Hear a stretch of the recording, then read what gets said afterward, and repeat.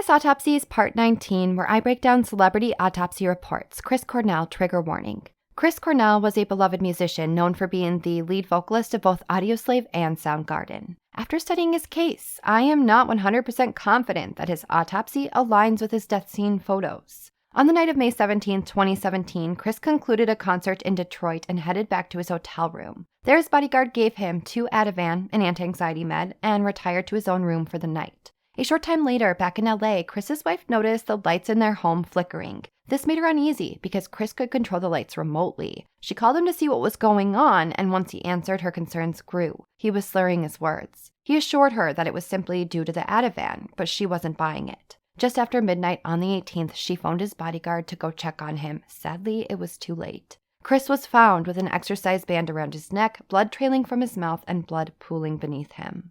Toxicology detected Ativan, a barbiturate, which is sedating, and caffeine. None of these were a factor, but can account for the slurring of words. Ligature marks are present on the neck that vary in width. There are abrasions likely caused from the band pinching the skin. On the right side, the mark curves upward, indicating the point of suspension. There's petechia present around the marks, caused by burst surface capillaries. There's mention of congestion in the neck and head above the marks, but in no detail. The pressure exerted from the band and asphyxiation can cause vessels and arteries to burst. What's strange is there's no direct mention of serious hemorrhage. In fact, there's really no direct mention of the blood at all. With the amount of blood supposedly found, it should have been mentioned, and also I would expect a detailed explanation of what caused it. Instead, I'm left with a report that has little difference from autopsies of similar nature without bleeding. The damage to his respiratory system's typical and again gives no direct answers to the bleeding. The blood is not the anomaly here because that can occur in cases like these. It's the lack of explanation. So if he was in fact found with blood coming out of his mouth, A, it should have been mentioned in the report, especially in the external examination, and B, we should have some answers as to what caused it. So now I'm wondering if those death scene photos are in fact real. And if they are, well, then I'm either missing huge chunks of this autopsy report, the coroner completely biffed it and did a shoddy job, or